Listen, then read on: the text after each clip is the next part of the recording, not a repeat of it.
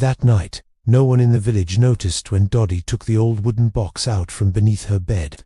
The box had been there for years, long before some of the children were born. It smelled of dust, ink, and time. Inside it were letters, hundreds of them, folded carefully, tied with faded red threads. Letters written by fathers who never returned, mothers who left, brothers who disappeared, promises that were never kept. The children didn't know any of this. They only knew Dadi as the quiet woman who lit the lamp every evening and told stories when the night grew heavy. That night, the wind was restless. The sky had no stars. Dogs barked without reason. Dadi sat alone in the courtyard, the box open in front of her. One by one, she took the letters out and placed them near the clay stove. Her hands trembled, not with fear, but with certainty. Inside the house, the children whispered, "Why is Dadi awake so late?" One asked, "She never burns things." Another said, "She keeps everything." A small boy stood near the door, watching. He was the youngest. He had never received a letter in his life, but he knew what they meant. He had seen older children cry while reading them. He had seen mothers kiss folded paper like it was a face. Dadi lit the fire. The first letter caught flame slowly. The ink curled. Words disappeared. The wind carried ash into the dark. That was when the child started crying. Not loud, not sudden, just a soft sound like something breaking quietly.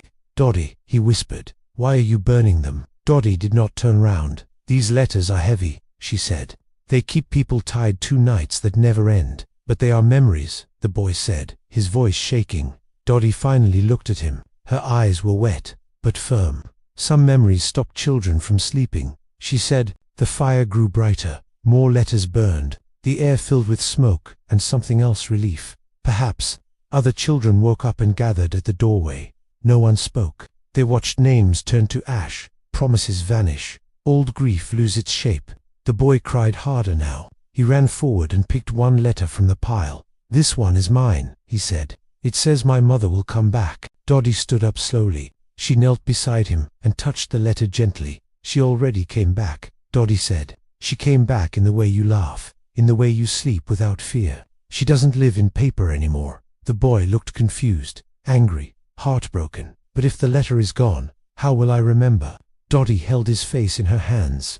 "You will remember without hurting," she said. The boy hesitated. Then, with shaking fingers, he placed the letter into the fire. The moment it burned, the wind stopped. Far away, the village clock struck midnight. That night, something strange happened. People slept deeper than they had in years. Mothers dreamed without waking up crying. Old men did not call out names in their sleep. Children did not wake from nightmares. And the boy, the one who cried, slept without holding anything in his hands. By morning, the fire was gone. Only ash remained. Dadi swept it carefully and buried it beneath the neem tree. When the villagers woke up, they felt lighter. They couldn't explain it. They just noticed small things. A woman stopped waiting at her door. A man stopped reading the same letter again and again. A child laughed for no reason. The boy searched for Dadi that morning. He found her sitting by the window, folding cloth. "Do you feel angry?" she asked him. He thought for a moment. "No," he said. "I feel quiet." Dadi smiled. That evening, when the lamp was lit, the children gathered again. "Will you tell a story tonight?" someone asked. Dadi nodded. "But this one has no letters," she said. "Only hearts." The boy sat closer than before, and for the first time, he did not cry when the story ended. Because some nights are meant to burn the past so children can sleep facing the future.